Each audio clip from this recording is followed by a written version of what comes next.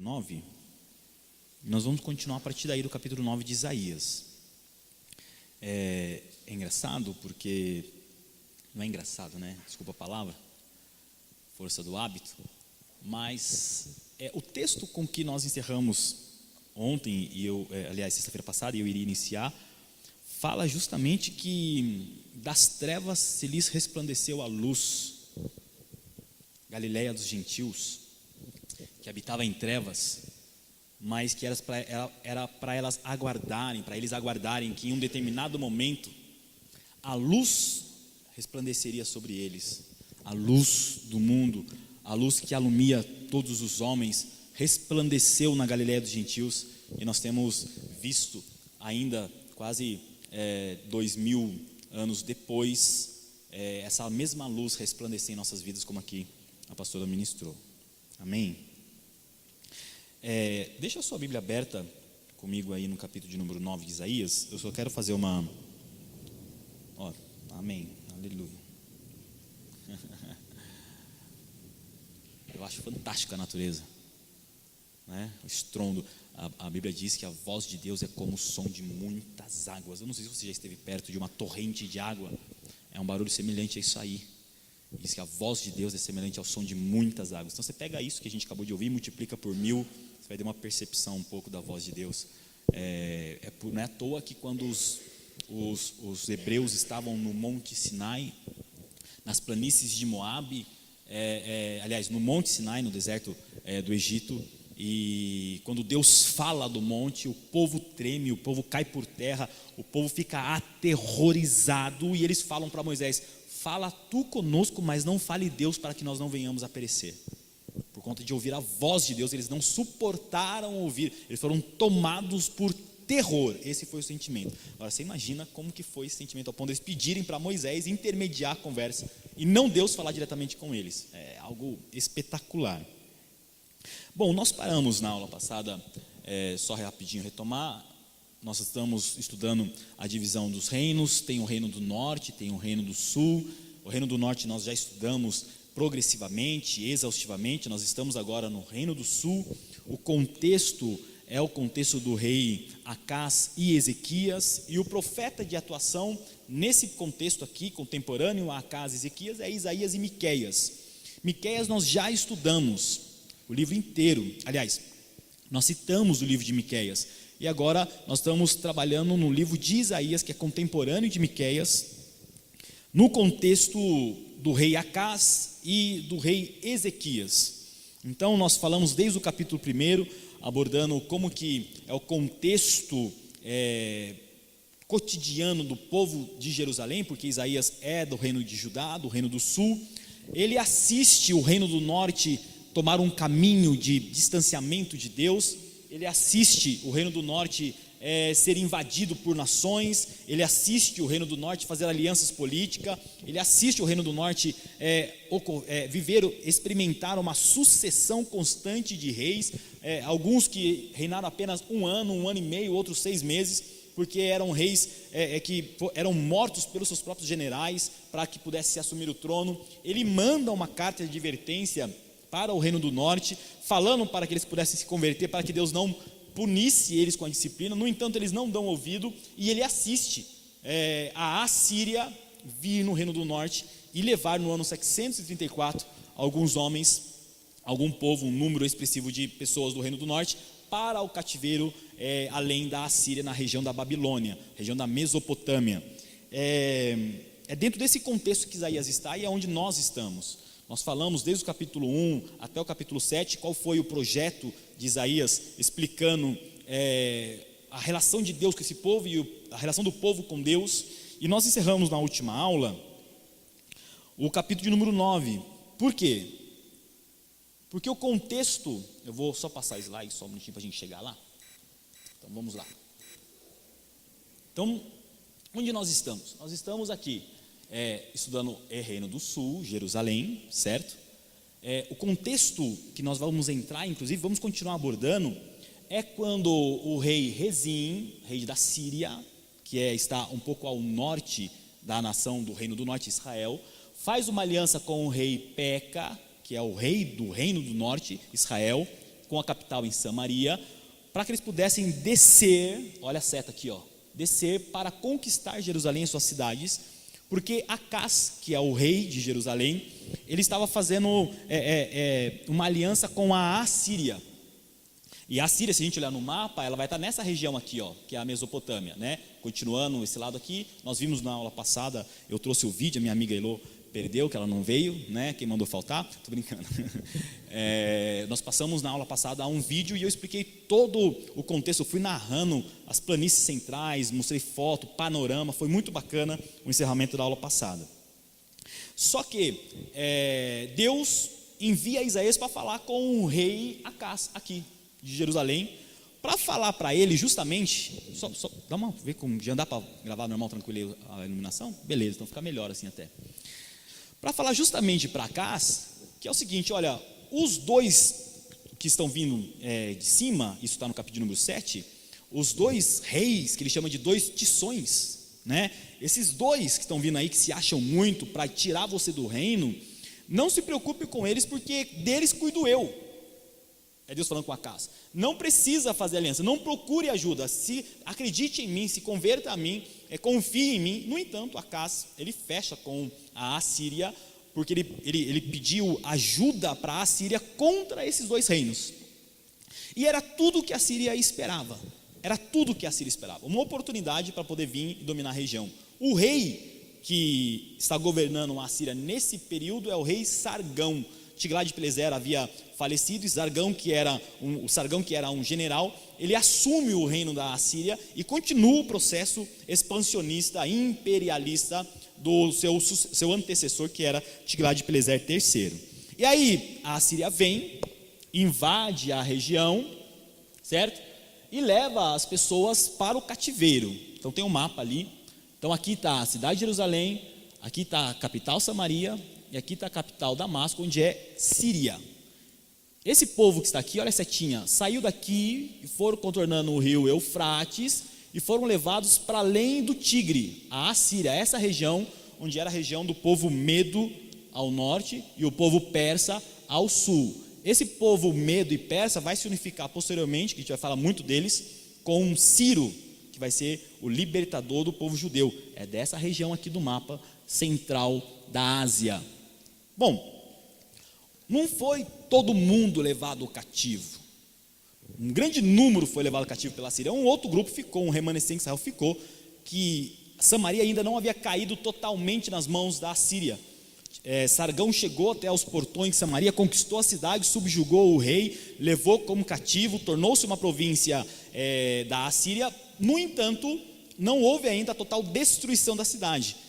Esse primeiro cativeiro, a gente chama de primeiro cativeiro galileu, porque ele pegou só esse povo da região do Mar da Galileia e transportou. Existiam outras tribos no entorno do mar, que faziam parte das 12 tribos de Israel, que continuaram no local. Só que o povo sentiu muito. O povo percebeu que eles haviam se distanciado de Deus, é por isso que Deus usa Isaías então, para mandar uma carta de advertência para o reino do norte, que é onde nós lemos no capítulo número 8 e 9, é a carta direcionada à nação de Israel, falando, olha, vocês estão aí, vocês estão lamentando porque Deus trouxe a Síria para poder subjugar vocês, levou o cativo e vocês estão achando que vocês estão desolados. Só que não se preocupe, esse momento de escuridão, de obscuridade, de trevas que vocês estão vivendo, vai ainda experimentar o resplandecer da luz. Isso é o tema do capítulo de número 9, que nós encerramos na aula passada. Só para a gente recordar, o verso 2 do capítulo 9 fala assim, o povo que andava em trevas viu grande luz, e os que viviam na região da sombra da morte, resplandeceu-lhes a luz. É uma profecia futura. Isaías está no tempo dele, olhando a calamidade do povo, mas subitamente ele é transportado para o futuro em visão, e ele começa a descrever como vai ser esse processo da revelação da luz. Isso é um outro ponto importante para a gente frisar no nosso estudo, principalmente no livro de Isaías. A gente vai perceber isso mais para frente também, e eu vou fazer questão de lembrar vocês, é que Isaías ele não respeita a sequência cronológica de tempo. Ele não respeita a temporalidade dele. Ele está começando, ele narra algo do imediato, do tempo presente, e subitamente ele passa a falar de coisas futuras. Então é importante a atenção na leitura para perceber acerca de quem que ele está falando. É para o povo imediato, é para Israel povo, é para Israel servo, a gente vai ver isso mais para frente. O tempo dele é futuro, curto prazo ou é futuro, longo prazo? E ele dá essas viajadas, e o que é interessante é que ele não te dá explicação, e nem poderia mesmo, né? Falar, olha, agora eu vou falar acerca do futuro. Não, ele subitamente lança o futuro, e é a gente que tem que ficar sambando para tentar identificar acerca de quem e qual o período que ele está falando. E o capítulo de número 9 é acerca do futuro, é acerca da revelação do Messias prometido a Israel, a revelação do menino, o Emanuel, o menino que será chamado de Conselheiro, Maravilhoso, Deus Forte, Pai da Eternidade e Príncipe da Paz. É acerca dele que Isaías está falando. Só que isso 700 anos antes, só. Aí o que acontece? Vamos para lá, para o slide onde nós paramos então. Nós paramos aqui, ó. A Assíria veio da nação de Israel, e o capítulo 9 é justamente o período em que a Assíria com Sargão havia acabado de destruir a cidade e levar um povo cativo, esse cativeiro galileu que eu falei para vocês. E ele anuncia que em um futuro distante receberia a alta honraria de dar ao mundo o Redentor da humanidade. Esse mesmo povo que pecou, que transgrediu, que foi levado cativo, essa mesma região, os habitantes dali ainda vão viver a experiência da revelação do Messias vir da linhagem deles e morar na região deles. E é justamente a manifestação do Messias que culminaria na total revelação e redenção da humanidade, como havia sido predito pelos profetas e também por Isaías. Bom, aí ele fala em forma cadenciados e majestosos da divindade desse rei e a eternidade do seu trono, no versos 6 e 7, nós falamos na aula passada e paramos por aí. A aula de hoje vai começar na metade do capítulo de número 9, a partir do verso de número 8. Por quê? Porque do 8 ao capítulo 10, verso 4, é justamente o momento da presença da Assíria contornando toda a região do norte, chegando às muralhas de Samaria e transportando um grupo para o cativeiro. O ano é 634, 633 a.C. Só que o povo que fica recebe de Isaías novamente uma outra carta. Não apenas de consolação, falando acerca do menino maravilhoso, mas a respeito do cotidiano da vida deles. Eles falando, olha, existe uma promessa de redenção, só que apesar de vocês estarem recebendo a mensagem, a revelação dessa promessa de redenção e que vai vir de vocês, vocês ainda rejeitam a palavra do Senhor. Vocês ainda rejeitam a ajuda de Deus. Vocês ainda endurecem o coração de vocês, não querendo se converter a Deus. E a partir do verso de número 8, ele vai começar a falar para essa nação que tinha acabado de experimentar a queda imediata pelas mãos de Sargão, a respeito de alguns pontos que eu quero destacar com vocês. Seria um tipo de impenitência persistente de Samaria no pecado. Né? Quando você torna-se alguém persistente, você está vendo que está dando errado, você está vendo que está tudo zoado, você está vendo que você está sofrendo a disciplina e mesmo assim você insiste no erro. É o que o povo de Israel estava experimentando. Isaías então ele vai denunciar o que a partir do verso 8? Ele vai denunciar os guias do povo, chamando de enganadores, e informa também o descaso com que eles tratam o irmão, o descaso com que eles tratam o próximo. Vamos ver então, Isaías capítulo 9, a partir do verso 8. Fala, e o Senhor então enviou uma palavra contra Jacó, ou seja, Israel, e ela caiu em Israel, e todo o povo saberá. E olha Isaías falando com o povo, mandando uma carta. Efraim, que era outro nome dado ao reino do norte, por ser a maior tribo, Efraim e os moradores de Samaria, capital do reino do norte, que em soberba e altivez de coração dizem, os tijolos ruíram por terra, mas tornaremos a edificar com pedras lavradas. Cortaram-se os sicômoros, mas por cedros os substituiremos. Olha onde está a arrogância. Deus mandou a Síria para poder destruir a cidade e punir o povo, e o povo fala, tudo bem, caiu tudo, não tem pedra sobre pedra, está tudo uma ruína, mas nós vamos edificar, é nós, mano, né? Bem assim, né? Aqui aqui é Zé Pequeno, né?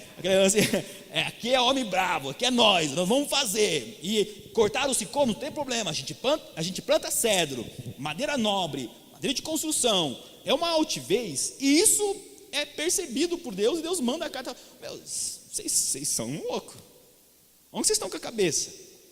É eu punindo vocês, e vocês acham que foi a Assíria, e vocês acham que vocês podem reconstruir.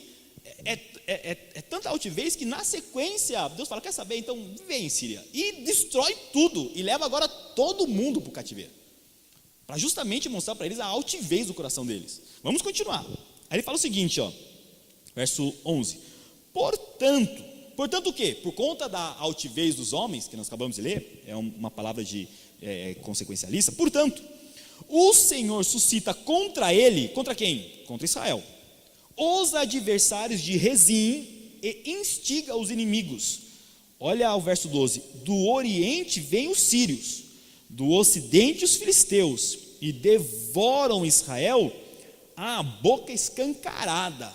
Por que ele fala isso? Porque quantos povos que eram vizinhos de Damasco e de Samaria, da cidade do Reino do Norte, perceberam que a Síria havia dominado, destruído as cidades, e levou um povo cativo, que é a região da Galileia, eles aproveitaram para invadir as cidades e pegar escravos e saquear as cidades também, porque Israel ficou fragilizada, muitos homens morreram, ficou sem exército, e todos os reinos no entorno de Israel passou a entrar, invadir cidades, levar escravos e também subjugar cidades. Por isso que tem essa denúncia aqui. Continuando a parte B, com tudo isto, essas invasões aqui, não se aparta a sua ira, e a mão dele continua ainda estendida. A mão dele aqui, ira, é de Deus contra o povo. A mão continua estendida, a mão de justiça, de disciplina continua estendida. Verso 13, todavia, ou entretanto, ou portanto, ou no entanto, este povo não se voltou para quem o fere, e nem busca ao Senhor dos exércitos. Uma coisa que a gente tem que aprender a ler, eu estava... esses dias eu estou viajando de terça, quarta e quinta. Então, quando estou voltando de viagem, eu ponho mensagem para mim ouvir, né, de pregação no carro. E uma das coisas que eu estava ouvindo o pastor pregar é o seguinte: é necessário nós percebermos a humanidade do autor da carta, a palavra de Deus revelada através da humanidade, para você conseguir perceber com que tom que ele fala. Nós somos um povo que estamos tão, às vezes, amortecidos, ou talvez até por falta de conhecimento, que nós lemos o texto, e nós temos aqui tão por sagrado, que nós sequer damos atenção com as tonalidades com que o humano Isaías expressa a revelação da palavra de Deus.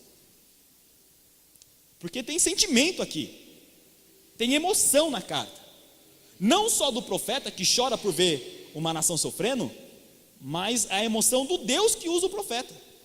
E você precisa perceber qual é o sentimento que o profeta deixa transparecer, não só do seu coração, mas principalmente da vontade de Deus. E olha o que ele fala: eu continuo com a mão estendida, punindo, todavia esse povo não se volta para quem o fere.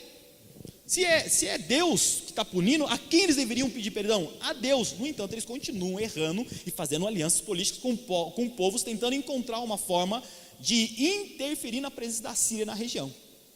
E o sentimento final e eles nem buscam o Senhor. Eles não se voltam a Deus, porque não entendem que aquilo é disciplina de Deus, apesar de sistematicamente ser enviado profetas para falar com esse povo.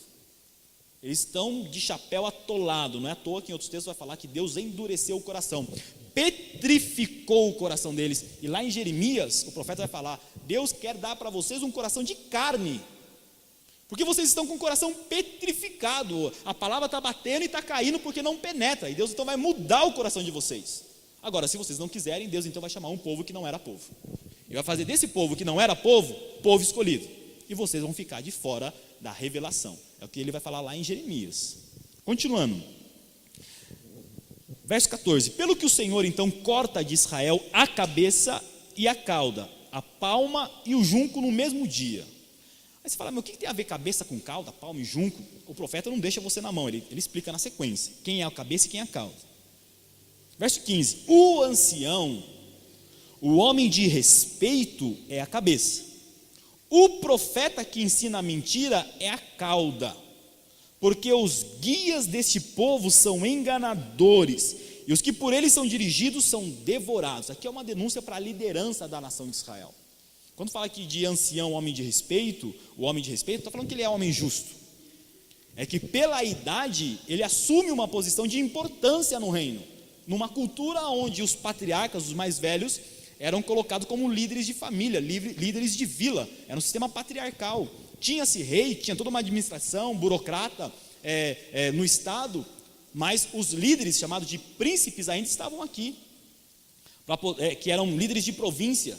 Os anciãos, que eram homens de respeito, cujo a pessoalidade dele era respeitada pelo povo, esses homens aqui, é que Deus está falando, olha, eu vou cortar a cabeça, eu vou tirar esses homens que são considerados homens de respeito, e não apenas eles, mas vou também cortar a cauda. E quem é a representação metafórica da cauda? São os profetas que ensinam, né, mentira. Você imaginou isso? Profeta que ensina mentira. Quando nós chegarmos lá no profeta Jeremias, a gente vai ver muito disso. Porque Jeremias, ele está falando com o rei, e tem homens ao lado dele que assumem a posição de profeta e fala engano, para poder afagar o coração do rei, enquanto Jeremias, é com ele que está a palavra de Deus, e ele é preso, ele é colocado como vergonha para toda a cidade ver, nu. Enquanto os outros profetas que ensinam mentiras são afagados pelo povo e pelo rei. E aqui Deus está denunciando, os profetas que vocês têm no meio de vocês, esses profetas ensinam mentira. O que eles falam que vocês vão reerguer a cidade novamente é tudo mentira, porque eu estou falando que eu vou destruir. Não adianta reerguer agora com pedras lavradas. Não, agora o que vai ter não vai ficar pedra sobre pedra, o que vai é ruir tudo.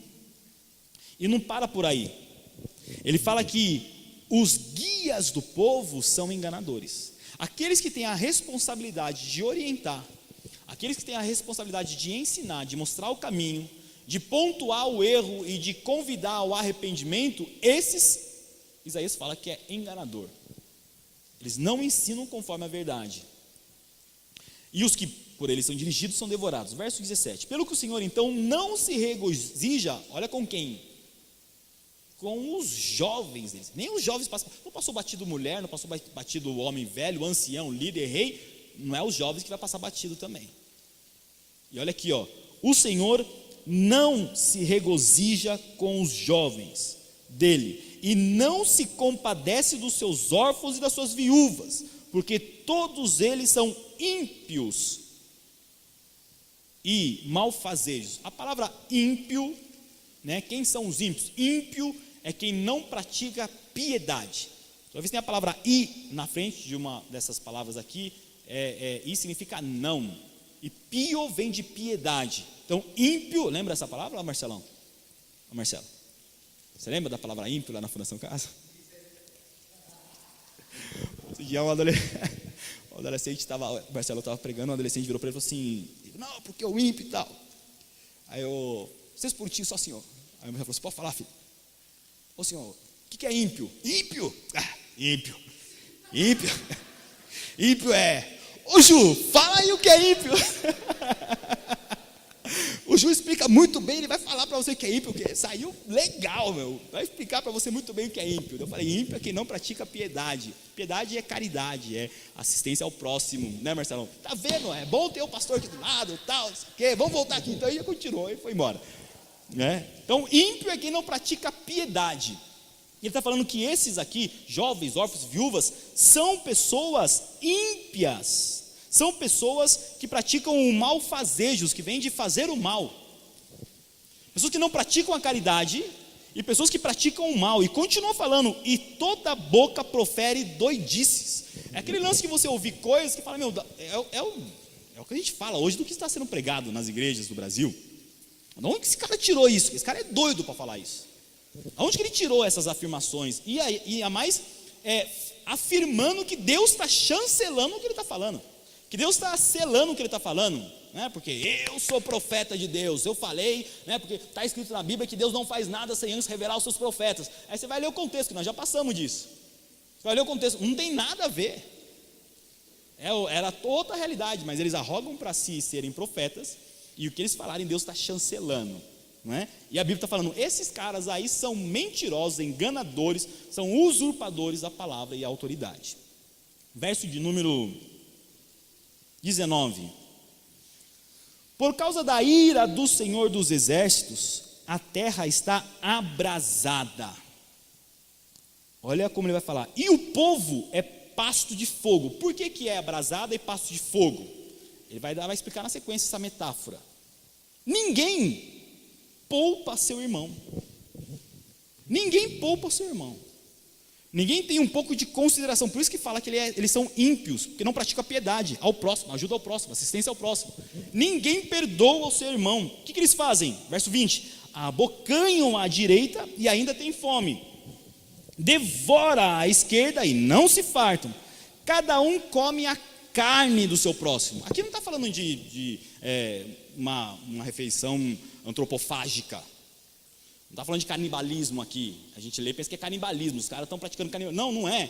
É uma aplicação metafórica de falar que as pessoas estão tão preocupadas em si mesmo, que se possível elas comem até a carne do outro. Sabe o que é? Você tirar tudo que a pessoa tem, você toma tudo que a pessoa tem, você não deixa nada. Você suga ela por inteiro. Ela fica, parece só o osso só. Isso no que diz respeito à existência, no que diz respeito à consciência, no que diz respeito ao cuidado, no que diz respeito à justiça. As pessoas devoram uma a outra, abocanham o que está à direita, pegam o que está à esquerda e ainda come até a carne. Ou seja, vocês chupam até o osso, né?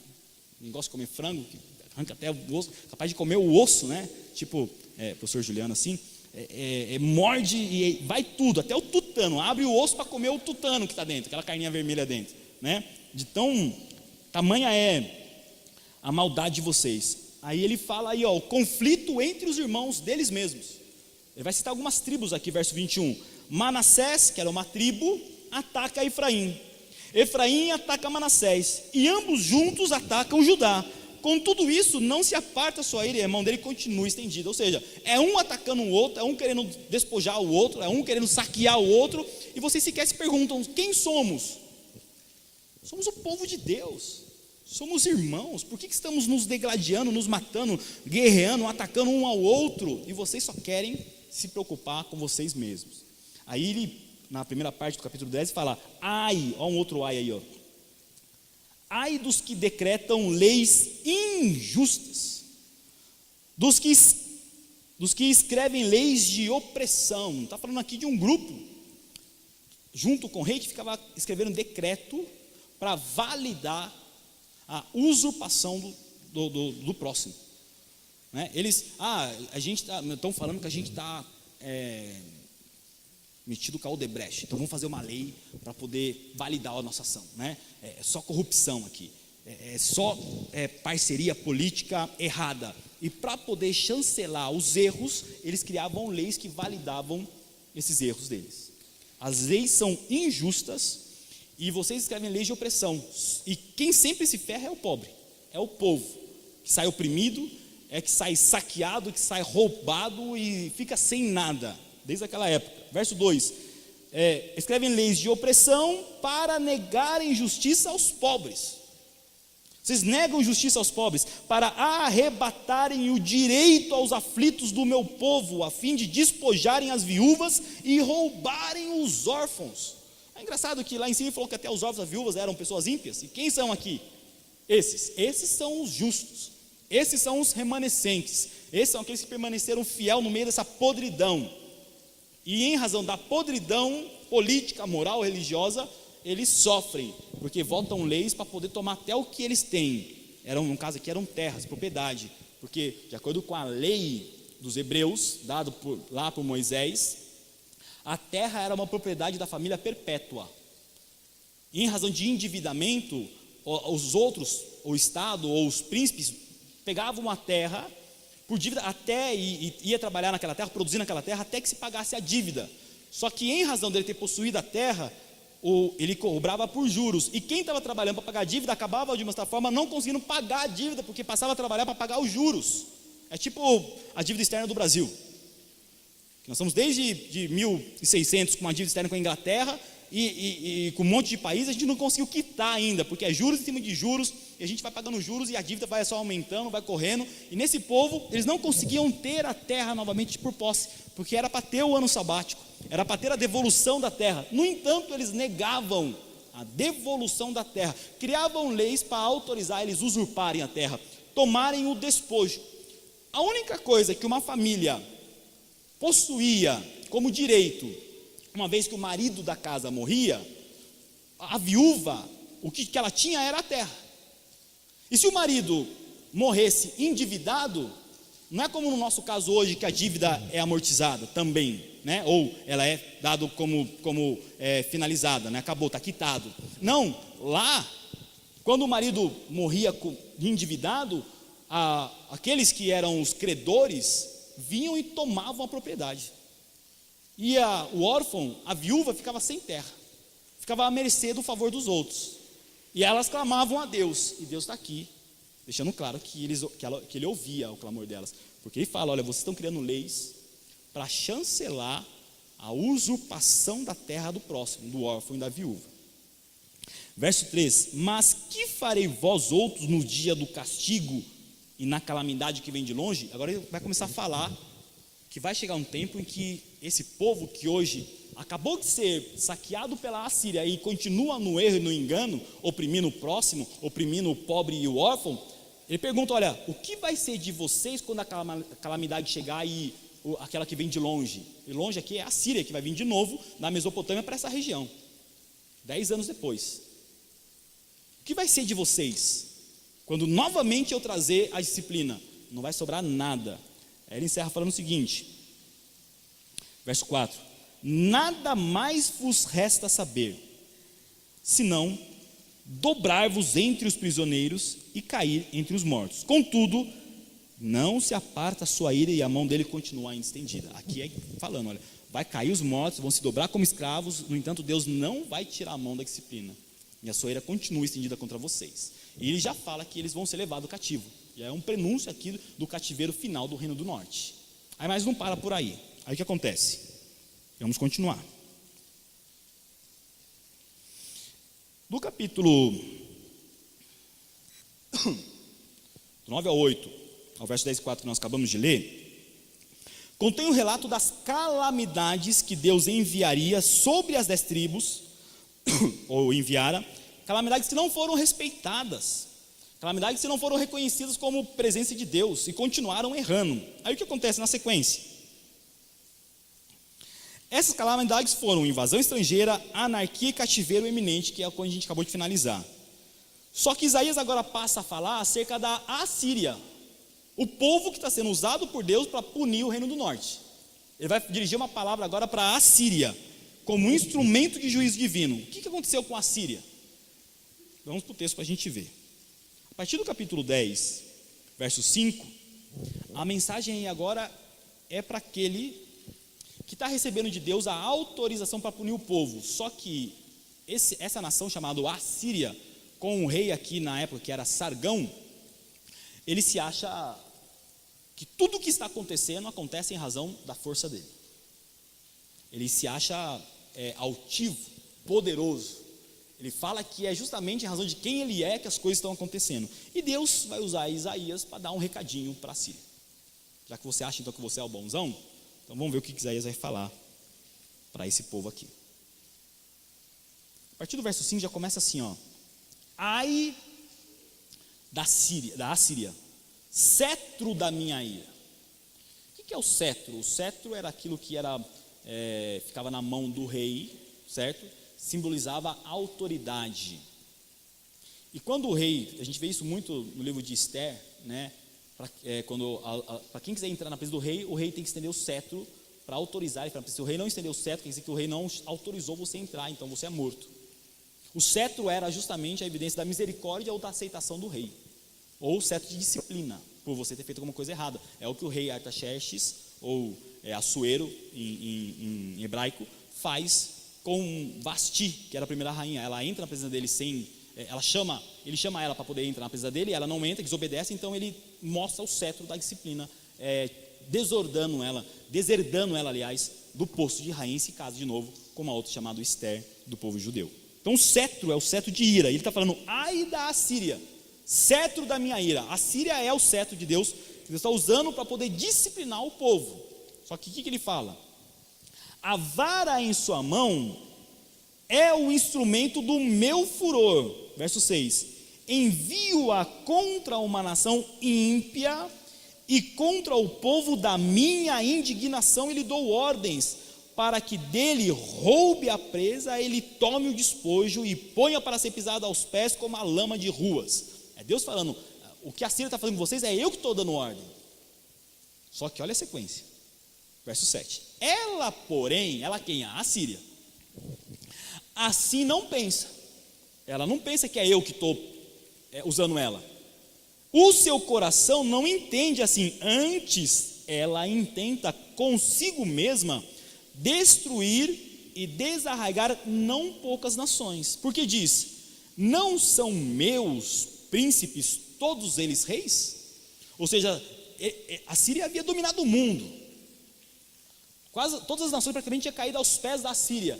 E o rei fala, não são todos os príncipes dessas nações reis que são meus, subjugados ao meu poder? Verso 9: não é Calno como Carquemis, não é Ramate como as partes, falando das cidades ali próximas, e Samaria como Damasco? Ou seja, todas elas não são minhas, e os seus príncipes não são meus, não estão subjugados ao meu poder? Verso 10: o meu poder, é o rei falando da Assíria, o meu poder atingiu os reinos dos ídolos, ainda que as suas imagens de escultura eram melhores do que as de Jerusalém, e do que as de Samaria. Porventura, como fiz a Samaria e aos seus ídolos, não o faria igualmente a Jerusalém e a seus ídolos?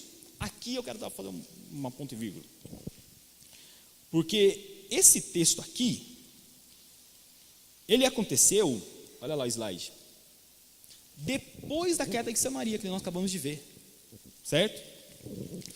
Ele aconteceu como desafio contra os assírios jactanciosos que invadiam Judá, chegando às portas de Jerusalém, porque eles acharam, como eles dominaram todo o reino do norte, levaram o cativo, agora é só a gente descer, toma o reino do sul, cidade do Vale do Jordão fantástica, e a gente vai fechar com chave de ouro, dominamos o mundo, falta só esse espaço.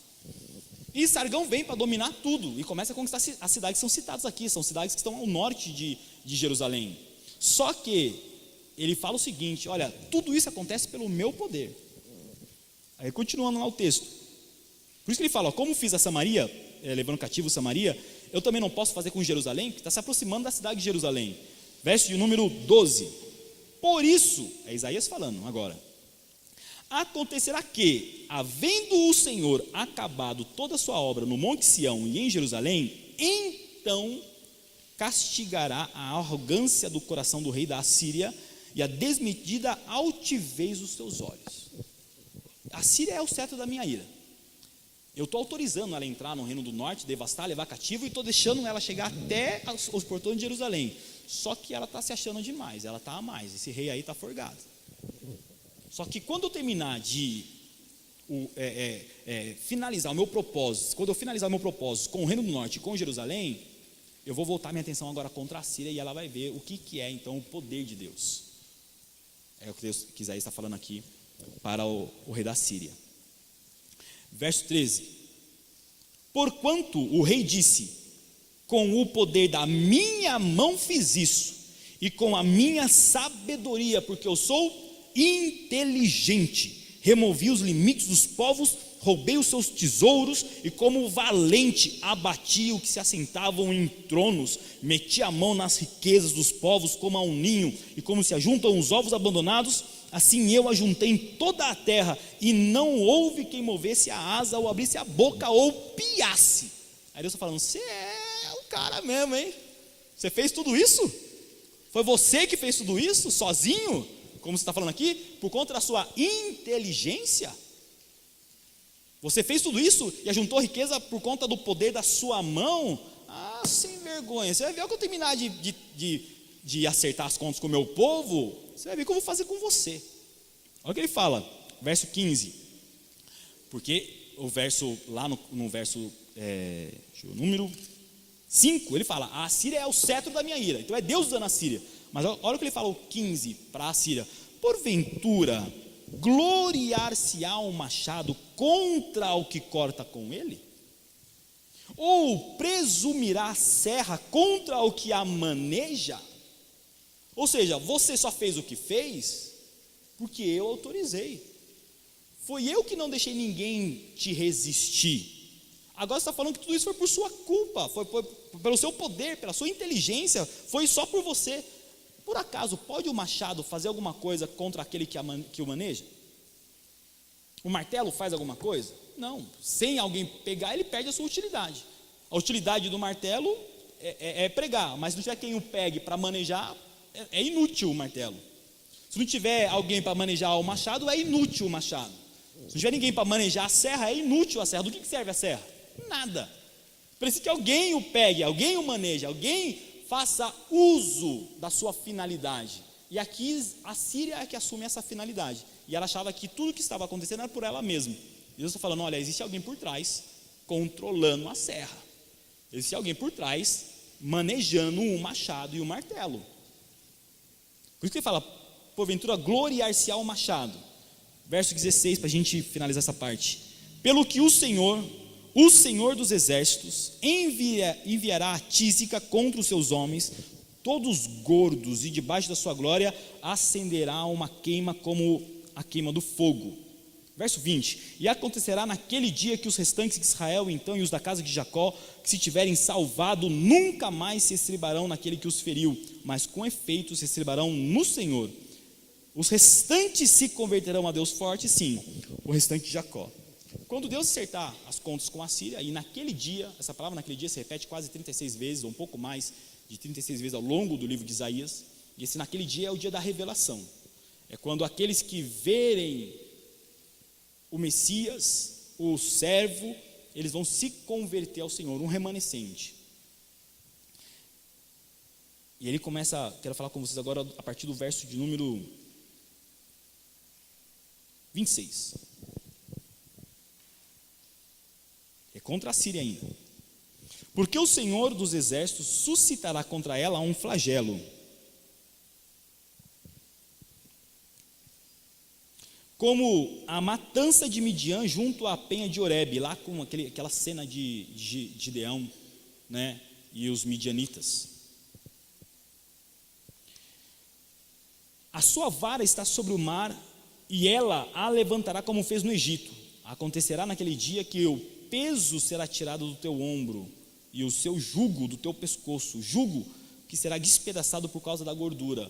Aqui está falando do povo de Israel que foi levado cativo. Vai dizer que quando Deus punir a Síria, vai ser retirado o jugo e o peso de vocês da escravidão.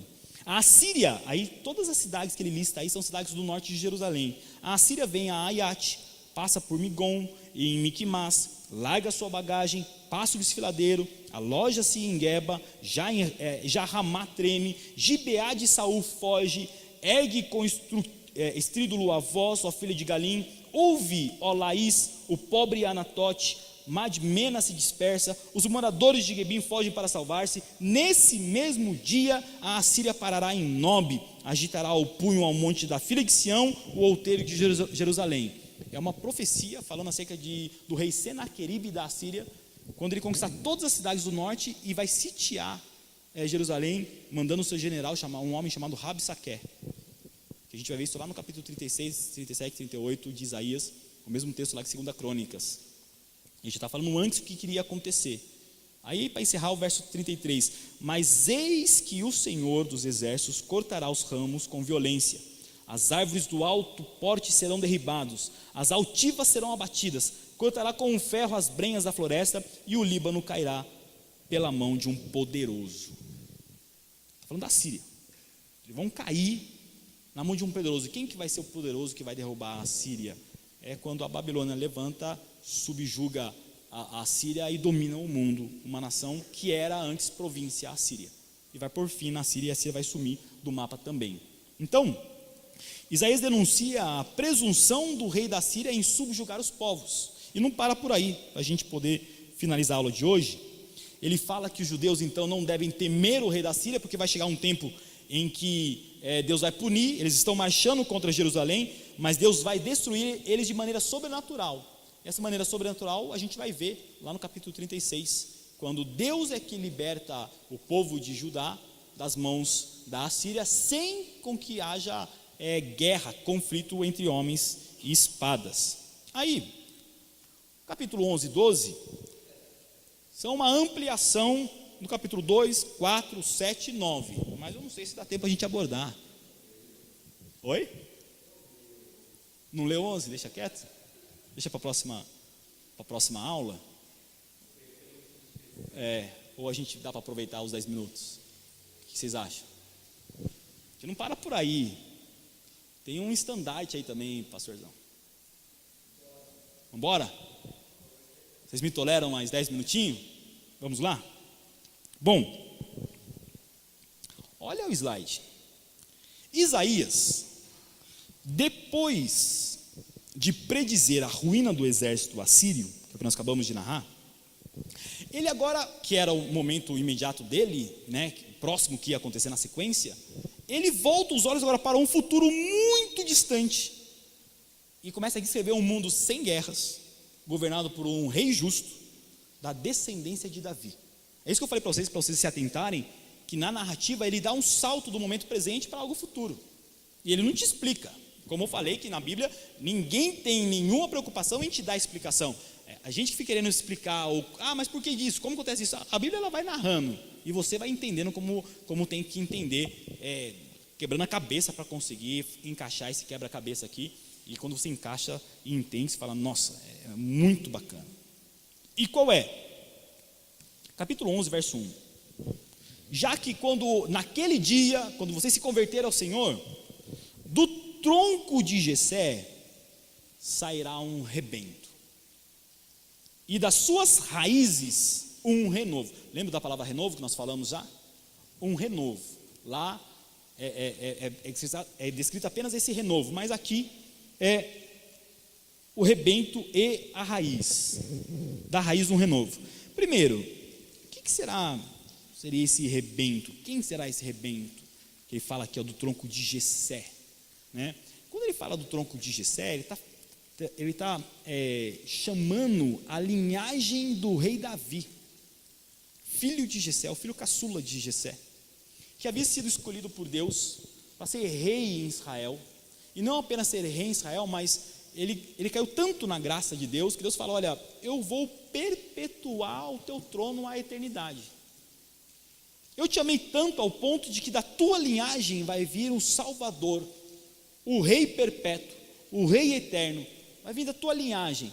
Então é do tronco, da genealogia de Jessé que vai vir o rebento, e das raízes, que é de Jessé, um renovo. Aqui é uma metáfora com relação, quando você tem apenas raízes na terra, e quando você joga água, brota, uma planta nova, e você diz, essa planta se renovou. Aqui é o termo renovo. Aí, verso 2 fala assim, repousará sobre ele o Espírito do Senhor, o Espírito de sabedoria e de entendimento, o Espírito de conselho e de fortaleza, o Espírito de conhecimento e de temor do Senhor. São 7 Espíritos aqui descritos aqui. São 7. E o número 7 se repete diversas vezes no texto, nas Escrituras. Verso 3, deleitar-se-á no temor do Senhor, e ele não julgará segundo a vista dos seus olhos, nem repreenderá segundo o ouvir de seus ouvidos, mas julgará com justiça os pobres, e decidirá com equidade a favor dos mansos da terra. Aí você percebe, lá no livro, no Evangelho de Mateus, uma das primeiras pregações de Jesus, a quem ele direciona a mensagem aos pobres. E ele inicia a pregação falando, bem-aventurados os pobres de espírito, porque eles herdarão a terra. E bem-aventurados os mansos. Pobre e manso é descrito novamente lá, por Jesus. E aqui está falando sobre pobre e manso. E não apenas isso. Ele ferirá a terra com a vara da sua boca e com o sopro dos seus lábios matará o perverso. Esse matará o perverso, você vai encontrar uma utilização desse texto novamente lá em 2 Tessalonicenses capítulo 2, quando Paulo está falando acerca da vinda do Senhor e a revelação do homem iníquo, que é o perverso, que foi enviado à terra para enganar as pessoas. Ele fala que o ministério do engano já está presente, mas chegará o dia em que esse homem perverso, o iníquo, se revelará. E quando chegar o dia da revelação, naquele dia da revelação então do Rei dos Reis, Cristo, Jesus, vai matar esse homem iníquo, esse homem perverso, descrito aqui em Isaías. Aí verso 5, a justiça será o cinto dos seus lombos e a fidelidade o cinto de seus rins. Esse cinto aqui é o mesmo escrito por Paulo lá em Efésios capítulo 6, verso 14, quando ele fala que nós devemos nos vestir ou nos cingir com a couraça da justiça. Lá nós devemos vestir. Aqui ele está falando que esse aqui, o rei, a justiça é o cinto. A justiça é o cinto. A justiça é o cinto de seus rins, passa pelo seu tronco. E lá Paulo está falando, olha, vista a couraça da justiça. Aí a gente vai aqui para ele falar, então, quando Paulo fala para a gente vestir a couraça da justiça, é para a gente vestir quem? O que Isaías fala acerca do cinto da justiça? Quem é? Parte de quem? Estão me entendendo ou não? O que eu estou falando parece que vocês estão... Aí continua. Do verso 6 ao verso 9, dá uma descrição de como vai ser, é um texto muito utilizado pelos testemunhos de Jeová, quando fala que o leão vai se sentar com a criancinha, o leão pastará com um gado, a criança vai pôr a mão na toca da serpente, da áspide, não vai ser picada, é um reino de paz, é um reino de glória. Mas o verso 10 fala assim, naquele dia recorrerão as nações à raiz de Jessé, que está posta por estandarte dos povos, a glória lhe será a morada. Naquele dia é o dia da revelação do Messias. Fala, naquele dia as nações vão recorrer à raiz de Jessé. E nós vimos quem que é a raiz de Jessé? É o Messias que vai vir da linhagem de Jessé. A raiz de Jessé, ela está posta como estandarte para as nações, estandarte dos povos. O que é um estandarte? Nós ouvimos aqui quando nós demos a aula no estudo. Estandarte é como se fosse a bandeira de uma nação, certo? Todo exército, ele tem, dependendo do pelotão e da classificação desse pelotão, ele tem um estandarte. Então, se ele é bateria de artilharia, tem um estandarte. Se ele é infantaria, tem um estandarte. Se é infantaria de caçadores, tem um estandarte. Se aéreo, apoio aéreo, tem estandarte. Se da marinha, tem um estandarte. Então, cada pelotão tem um estandarte que mostra a qual grupo ele pertence, a qual pelotão ele pertence. Cada nação também tem um estandarte. É a bandeira, que quando você olha, como nós estamos vendo aqui, ali a bandeira de Moçambique, aqui a bandeira do Brasil, quando você olha para esse estandarte, quer dizer que essa bandeira representa uma nação. Quando no Brasil os exércitos fazem movimentos ou participam de missões de paz no Haiti, na África, onde for, eles levam no braço da farda a bandeira do Brasil, porque quem olhasse o soldado e vê a bandeira do Brasil, vai falar, esse soldado tem uma nação, pertence a uma pátria, pertence a essa pátria dessa bandeira, desse símbolo que é a bandeira.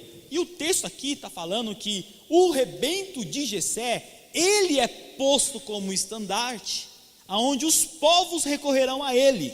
Se o estandarte é justamente a simbologia do pertencimento a uma pátria, de qual pátria nós estamos falando aqui?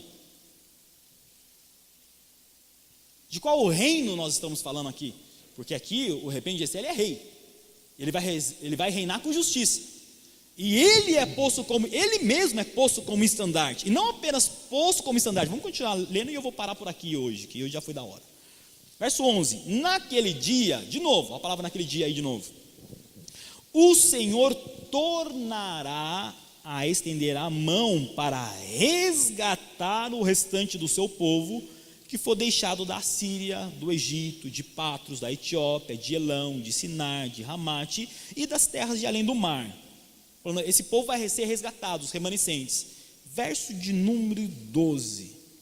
Ele então levantará um estandarte para as nações, ajuntará os desterrados de Israel e os dispersos de Judá, recolherá desde os quatro confins da terra. Quem foi levantado como estandarte atraindo os povos? Lá no Evangelho, palavras de Jesus, ele fala: se o grão de trigo cair na terra, se ele não morrer, ele não produz fruto. Mas se o grão de trigo cair na terra e morrer, ele vai produzir muito fruto. Pois quando o Filho do Homem for levantado da terra, atrairá todos para si mesmo. É o estandarte. É o estandarte de um reino. É o estandarte de uma pátria. É o estandarte de um rei. Aqui tem rei. Aqui tem exército. Aqui você pode ver que tem bandeira. Aqui a gente confia nesse símbolo aqui. E o símbolo que está no centro da cidade, eu posso acreditar que é um sinal de cruz. Eu não sei se você acredita, mas eu acredito nisso. O símbolo é o símbolo de uma cruz que verteu em sangue, que salvou a humanidade e que atraiu homens de todas as tribos, raças, línguas e nações. Quando ele foi levantado da terra, conquistou para si mesmo homens de todos os povos, dando a eles o direito a pertencerem a uma pátria chamada Nova Jerusalém, o céu. Amém.